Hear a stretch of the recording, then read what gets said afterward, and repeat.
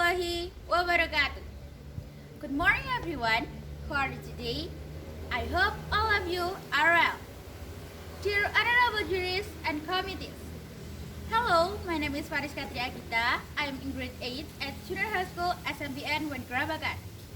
This time I will tell about the story of Bawang Merah and Bawang Putih. Once upon a time, there was one family who lived in happiness. They had a very beautiful daughter named Bawang Putih. The father was a tireless cloth trader. Because of his loss, Bawang Putih family lived in abundance. But that happiness soon end when mother died of serious illness. Not far from their home lived a widow and her daughter named Bawang Merah. One day, they went to Bawang Putih's house. Toc toc toc. Excuse me. Yes? Oh, hi Bawang Merah. Hi Auntie. Hi Bawang Putih. Your father is at home? Yes, my father is at home. Dad has a guest. Who is this? Oh, there are Bawang Merah and mother. We brought you some food, said Bawang Merah mothers. This made Bawang Putih and her father happy. On one day, Bawang Putih fathers married with Bawang Merah mothers.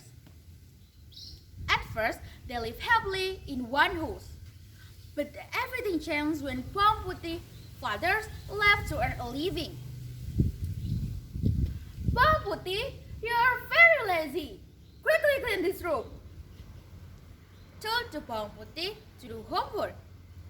Bawang Putih asked to do many things at home.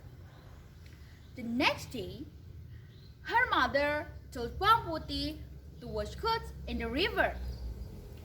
But Bawang Putih started by a fraud. How shocked Bawang Putih after she realized that her mother's clothes were washed away. Bawang Putih is edible ketchup and decided to return home. Bawang Putih, where is my clothes? Why don't you bring them? I'm sorry, Mom. Your clothes are dirty, but I can't catch up. What? You lost it? I don't want to know. You have to find it. If you haven't found it, you can't go home. Bawang Putih also looked for his clothes. Until finally he met a grandmother who was holding mother's clothes. I'm sorry, Grandma. That's my mother's clothes. Please return it. The grandmother agreed, but gave the one condition: to stay for 1 week to help with household chores. Bawang Putih also agreed to the grandmother's condition. Well, at the grandmother's house, Bawang Putih is very diligent. After 1 week, the grandmother prepares some pumpkins of different size. Bawang Putih, bring one of those pumpkins. I think I just small pumpkin, Grandma. That's enough for me. Thanks, Grandma. No, I go home first. After arriving home, Bawang Putih also cut it off the pumpkin. Bawang Putih is so shocked. There are jewels in the pumpkin. Heard the screams of Bawang Putih, Mom and Bawang Merah went over to Bawang Putih. They are shocked to see a lot of jewelry. After knowing what Bawang Putih is doing, Bawang Merah is doing like Bawang Putih. Unlike Bawang Putih, Bawang Merah is very lazy and doesn't even help Grandma. After 1 week had passed, the Bawang Merah asked grandmother to pumpkin. Grandma, I have you for 1 week. No, I want a pumpkin, said Bawang Merah arrogantly. But you don't do anything. You just slept off. I don't want to know. I want a bigger pumpkin. Otherwise, I won't live here. Thirdness, Bawang Merah. Finally, Grandma gave a biggest pumpkin she had to Bawang Merah.